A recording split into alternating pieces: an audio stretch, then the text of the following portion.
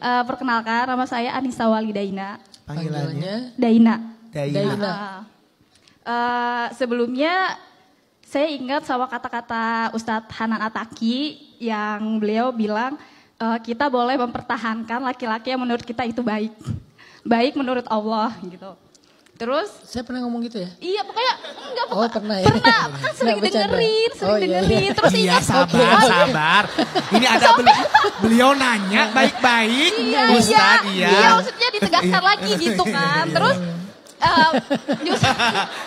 ini Ustadz. Iya. Ya, pokoknya ingat sampai sekarang. Malah jadi kayak prinsip gitu. Terus pas ingat kata-kata itu, ketemu sama makhluk Allah, Cila. Ini nih. Apa maksudnya ketemu sama hantu cowok. gitu? Cowok. Gitu kan. Makhluk Allah, cowok. Laki-laki bukan cewek ya. Bilang aja Terus, laki-laki. Iya gitu. Qadarullah Allah kayak kasih rasa gitu kan. Tadinya mau kayak Aisyah, kayak Fatimah, tapi ternyata nggak kuat. Terus ini yang sehari jatuh cinta 3 kali ya? Iya, enggak. Awalnya gitu, tapi ternyata pas ketemu sama laki-laki ini tuh beda rasanya. Masya Allah. Terus karena itu nggak kuat, tadinya tuh mau cinta dalam diam, tapi ternyata nggak bisa gitu. Terus dan laki-laki itu kan teman adik saya kebetulan. Terus saya ambil nomornya di HP adik saya. Wow, aktif banget aktif Anda, banget ya. aktif. Nggak bisa nahan. Improve kamu nih, improve. Improve, ya. Totalitas dia. Masya Allah. Karena kan kata Ustadz Hanan harus dipertahankan kan, makanya saya ingat kata itu. Diperjuangkan kan. Terus, nyalahin Ustadz ya. Pembenaran dengan tindakan Anda ya. Oke, silahkan. Pas udah ambil nomornya kan, ya udahlah mau coba gitu kan. Tiap kan nggak apa-apa kan Ustadz ya. Terus saya WA Ya nggak apa-apa Ustadz ya.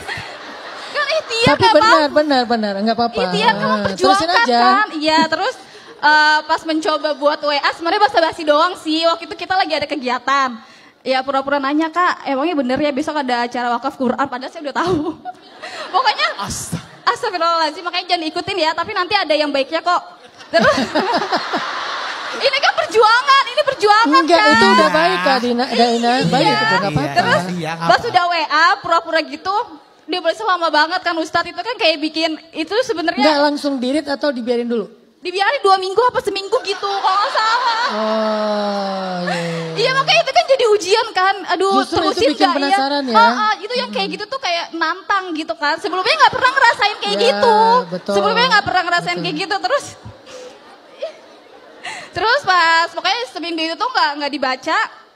Kayak coba lagi karena masih dicoba terus. Tapi pas seminggu itu kan dibales kan. Pas dibales singkat cerita aja kali ya. Pokoknya ya, alhamdulillah. Singkat. Itu yang ditunggu. Iya. Pokoknya singkat cerita, dia itu tuh ya pokoknya balesnya lama-lama banget gitu kan. Sampai akhirnya dari awal kayak nyadar, kayaknya salah deh gitu. Kayak terlalu berharap sama dia gitu kan. Ya udah deh pas udah gak berharap sama dia udah lama banget lah. Berapa bulan lah gitu. Terus akhirnya. Singkatnya beda ya ini ya.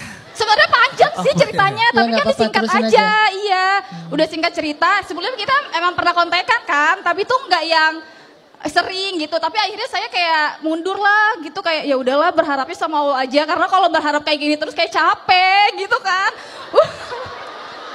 Iya capek maksudnya. Kayak bangun malam tuh cuma buat dia doang, tapi ternyata kalau dipikir-pikir kayak salah deh. Kayaknya yang dimaksud sama Ustadz Hanan Ataki itu bukan kayak gini gitu kan.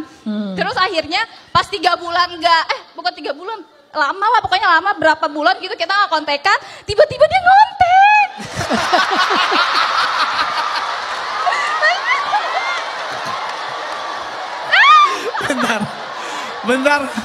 Bentar Mbak Aida ya, Daina ya? Daina ya? Mbak Daina. Bentar ya, bentar. Aku intermezzo dulu dikit ya. Oke. Bentar sebenarnya ya. ceritanya panjang Ustaz, tapi kan di Gak apa-apa ini sambil ngobrol. Bentar, kalian harus paham laki-laki. Itu tuh pro. Sayangnya terlalu ini.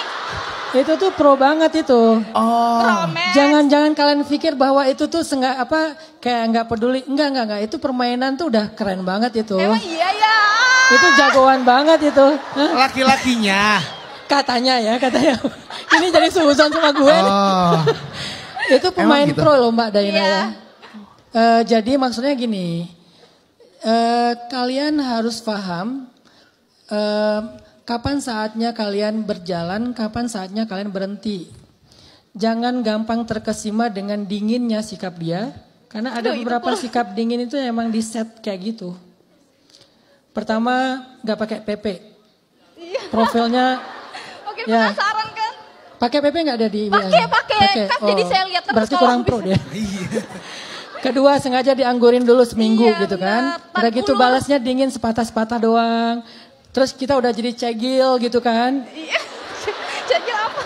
Baru ketika udah mau hampir di spray, dibalas sama dia. Mancing lagi, semangat Tarik lagi. ulur. Itu pro banget itu. Lanjut. Ya terus apa sih namanya dia udah Singkat ya. Iya singkat cerita. Singkat, Iya. iya. Terus pas dia udah apa namanya kontekan, dia juga kontekan ke adik saya. Ternyata dia mau datang ke rumah saya buat ngelamar. Gimana? Mau ngelamar. Pokoknya Mau ngelamar Mbak Daina. Iya, datang itu buat ngelamar buat ketemu sama orang tua, belum ngelamar itu Februari. Terus udah ketemu April kita nikah. Sekarang udah nikah sama dia.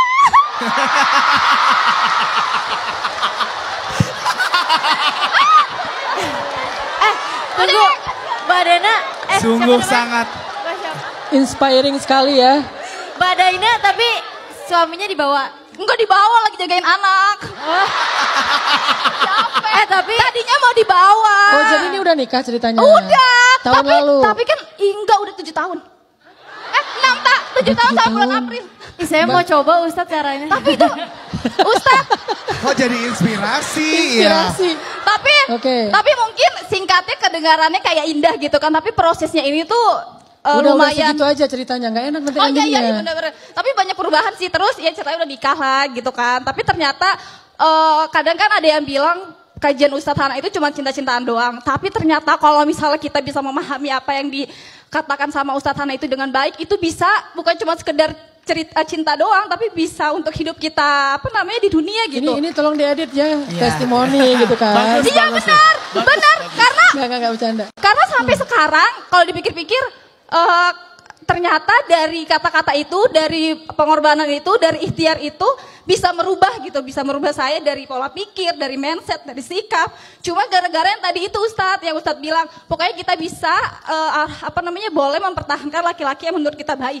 Tapi kan ternyata baik ini aja kan luas kan.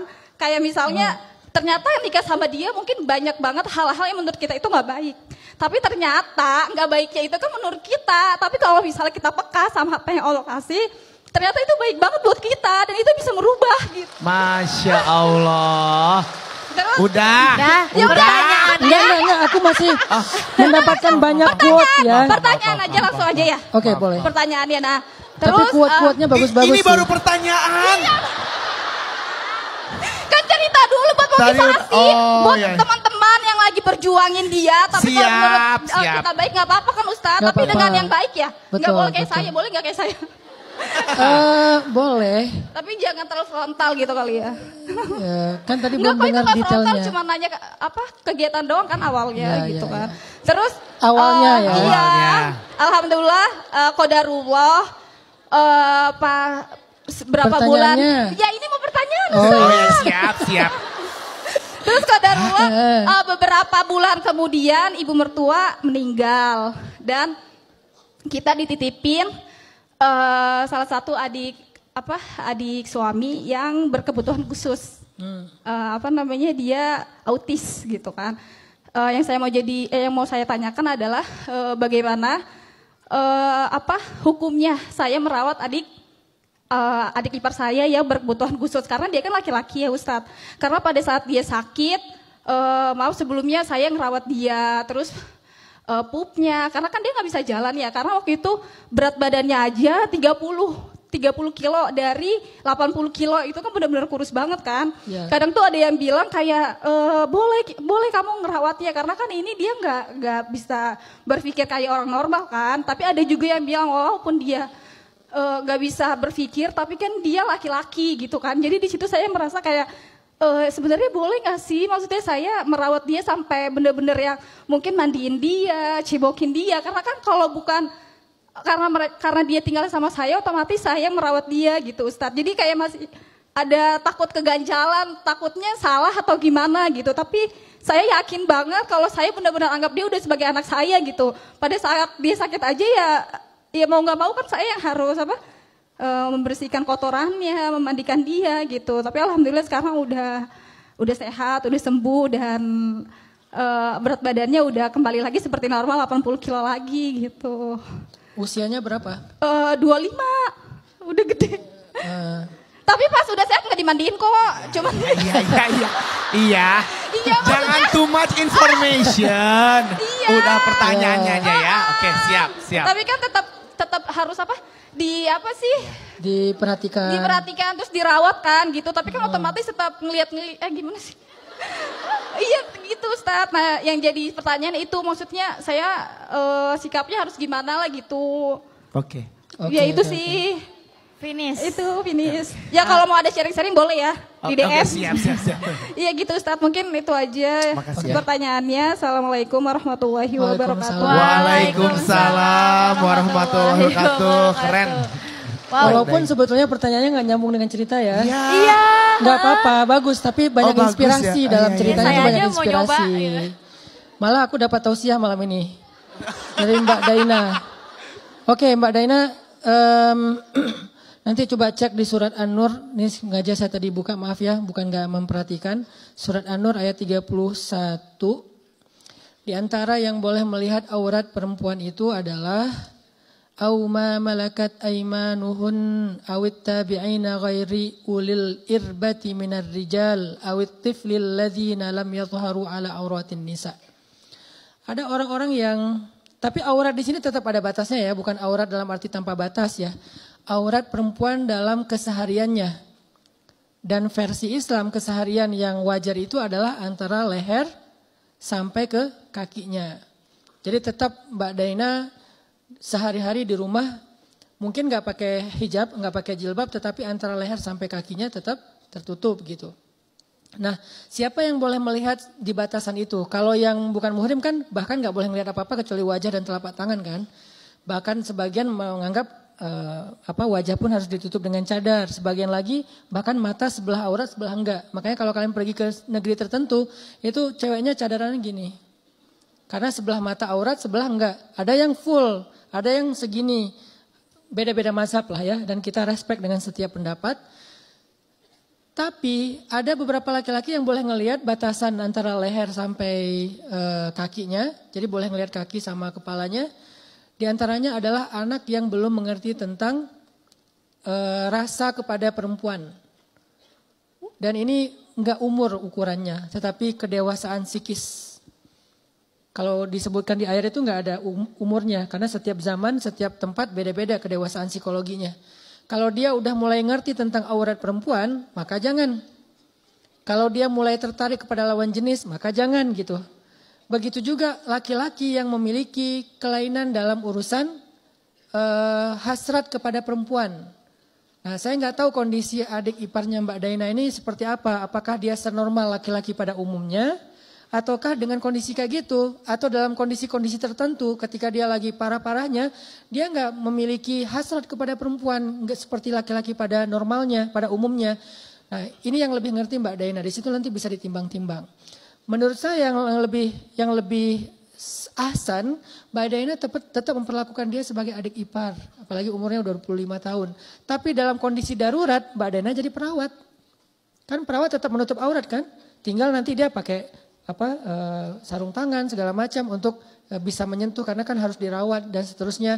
Jadi posisikan diri Mbak Daina sebagai perawat yang kadang-kadang memang harus menyentuh laki-laki sebagai pasiennya karena tidak ada laki-laki yang bisa menyentuh dia atau suami nggak mungkin karena terlalu sibuk dan seterusnya, ada uzur-uzur syar'i lah. Tapi aurat Mbak Daina tetap terjaga.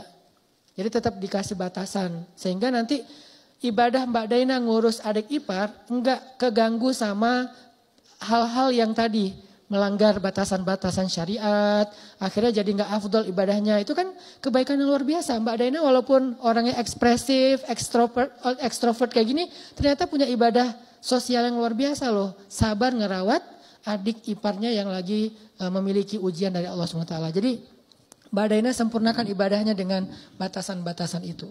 Sabar dengan hijabnya, sabar dengan jilbabnya, walaupun mungkin agak panas, walaupun mungkin gerah, walaupun mungkin gak nyaman. Sabar, insya Allah kesabaran itu diganti sama Allah. Saya dapat inspirasi dari ibu saya. Sebelum saya ke Mesir, ibu saya kan namanya orang kampung biasa ya. Pakai jilbabnya itu cuma pas kondangan doang. Kalau di rumah ke tukang sayur itu gak pakai jilbab. Terus saya dakwahin pelan-pelan. Ketika saya di Mesir, kata adik saya, alhamdulillah emak sekarang udah berjilbab terus bang kalau keluar rumah walaupun gak ke kondangan juga. Terakhir ketika terjadi musibah tsunami, ibu saya meninggal kegulung sama ombak, ditemukan di pekarangan rumah nyangkut dengan pagar. Alhamdulillah kondisi beliau dalam keadaan tertutup seluruh auratnya. Padahal orang yang kegulung tsunami itu ada teman saya cerita dan dia hidup. Yang kemarin ketemu di Bandung, dia hidup ya, saksi hidup lah. Dia itu pas lagi tsunami pakai celana jeans, kan itu ketat banget kan, kenceng banget kan, pakai celana jeans, pakai kaos, kegulung sama tsunami, nyangkut di rumah orang lantai 2, itu udah nggak pakai apa-apa, celananya tuh sobek semuanya. Tapi bisa-bisanya perempuan-perempuan ini kegulung sama ombak tsunami dan ombaknya kata adik saya yang nyaksiin langsung karena dia pegangan tangan sama ibu saya.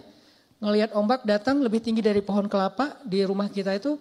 Terus mereka kegulung, tangannya lepas, adik saya nyangkut di lantai 2, ibu saya malah ke bawah. Bisa-bisanya jilbabnya tertutup dengan rapi. Kan ini mukjizat dari Allah. Orang celana jeans saja bisa hilang, tapi jilbab bisa tetap utuh gitu. Nah ini siapa yang menjaga Allah, Allah jaga dia. Kalau kita menjaga diri kita karena Allah, Allah akan jaga kita. Mudah-mudahan Mbak Daina diberikan kemampuan untuk itu dan istiqomah insya Allah. Adapun tentang ceritanya, big respect lah, keren banget cerita Mbak Daina. Semoga itu bisa jadi awal dari kebaikan. Allahu a'lam.